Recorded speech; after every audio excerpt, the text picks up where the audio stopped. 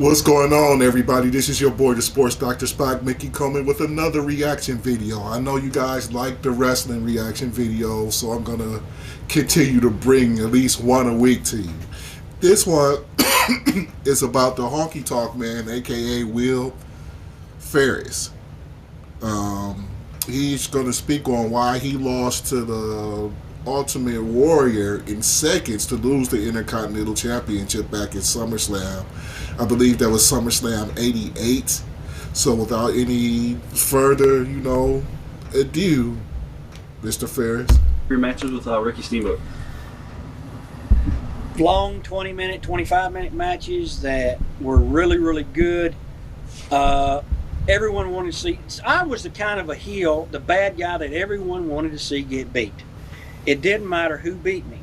And obviously I did my job. When I see people now, they say, when I was a kid growing up 10 years ago, I hated you. I hated you so bad. I just wanted anybody to beat you. Obviously I did my job. If I made people hate me and they bought a ticket to come and see someone beat me, they didn't care who it was. Oh, I just want him beat. I want someone to beat him. And that was the thing that I took pride in, that I was able to make everyone sit. That's very good. That is a heel's job. And he was one of the best. Because I remember being a kid back when I thought this was wasn't staged, or I felt like it was real, so to speak.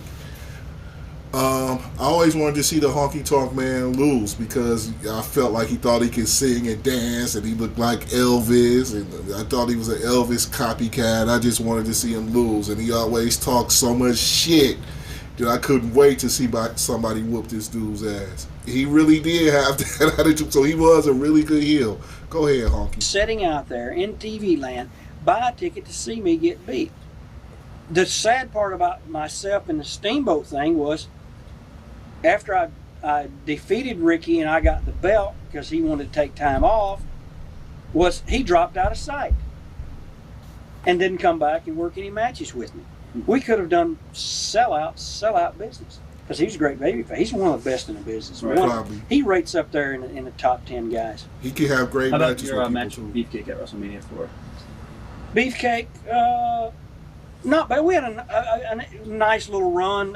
Everyone thought I would have been getting a haircut, and I would have, if they would offer me any money at all, I would have done the hair thing, and it would have been great. Right. I would have done it, and I think I could have gotten as much or more heat by coming back with Jimmy Hart with the tonic that he put on my hair and come back with a big fake wig. Right. Goddamn commercials. Shit. Would have been great business. But they never offered me any kind of money. They never talked to me about money. And every interview I did that McMahon was around, and he was in the interview rooms a lot of times, I made sure that I did the interview to let him know that the day that they cut the Honky Tonk Man's hair is the day that I'll be retired living on a lake.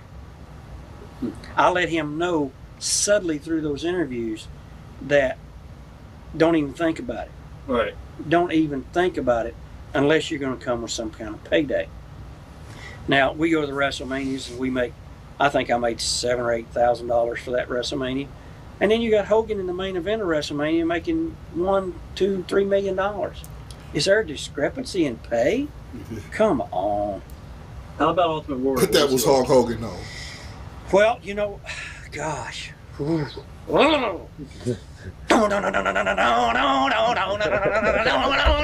I'm sorry to stop it, but how do you get mad that Hulk Hogan makes more money than you? I know $8 grand and $3 million is, woo, that's a whole nother scale. I'm starting to, maybe I should stop talking because I can see what he's talking about. I can see him making more money than everybody else, but damn, I'm getting $8 grand and I'm working the same card as somebody just getting millions of dollars.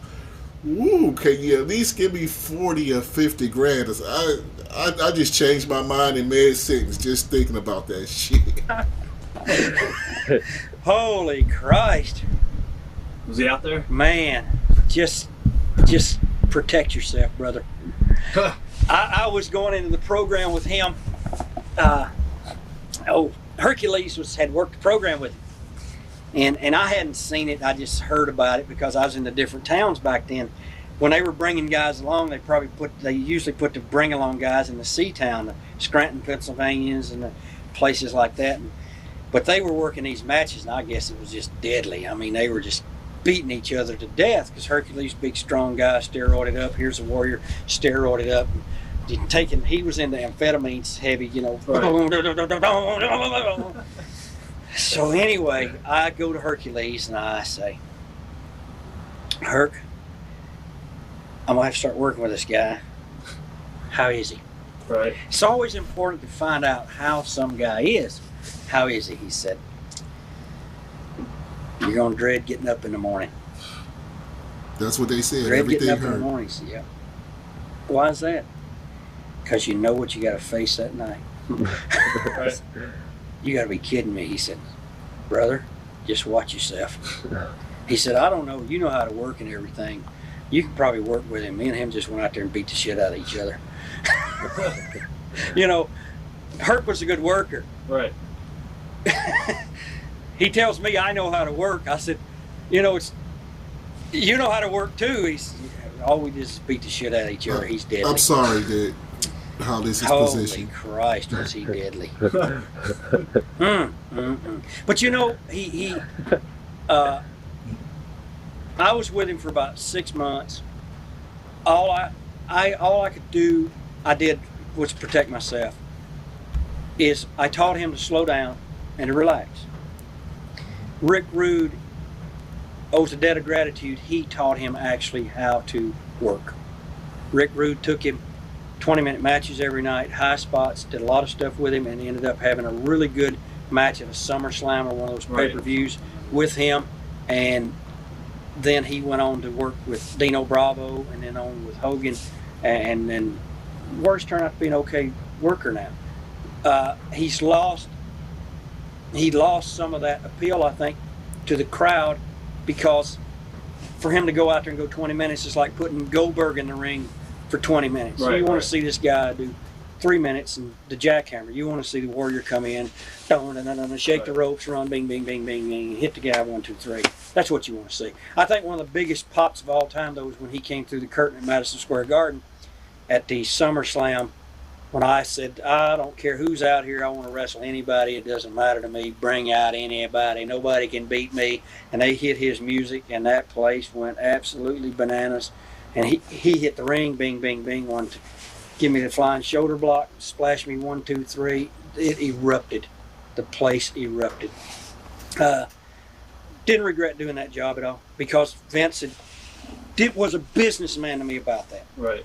He told me 6 months ahead of time what he wanted, what he would like to do, where he was going. Hogan's wanting to do movies. Hogan's wanting to take time off. He said, you know, I got to have the belt in the towns.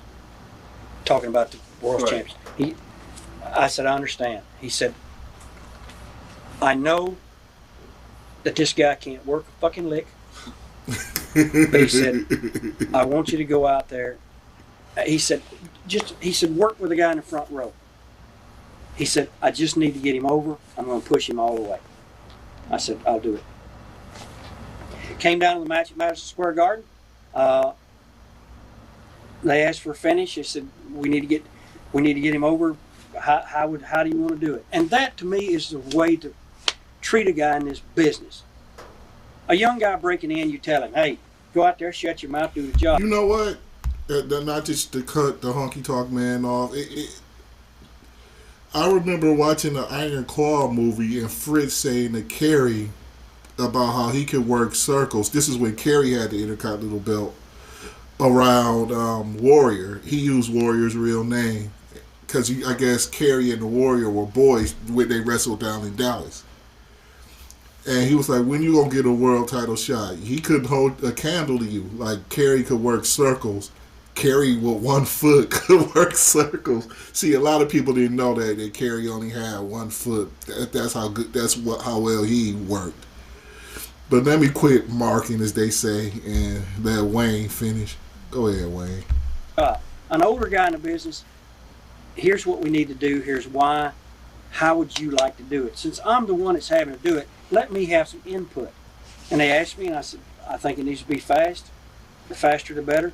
They said, okay. We put it together, and that's how we did it. Watch thousands of exclusive shooters. Yeah, if you can, go ahead and subscribe to Title Max TV, and don't forget to subscribe here, because we do more than just wrestling reactions. We do a full podcast at the Mickey Coleman. As soon as I can get my mic to work right, at the Mickey Coleman Mike Love podcast. We do more than just the podcast, so don't forget to hit that like button, share, and subscribe for your Mike Love. This is your boy, the Sports Dr. Spock, Mickey Coleman. Y'all go ahead and enjoy this weekend. It's the beginning of the year. Don't forget your New Year's resolutions. Don't forget to stick with them. And I am out. Check us out tomorrow on the Mick and Mike Love podcast. Oh, no, we're not doing it till Tuesday. We're going to do it, and we're going to have Nove Smith.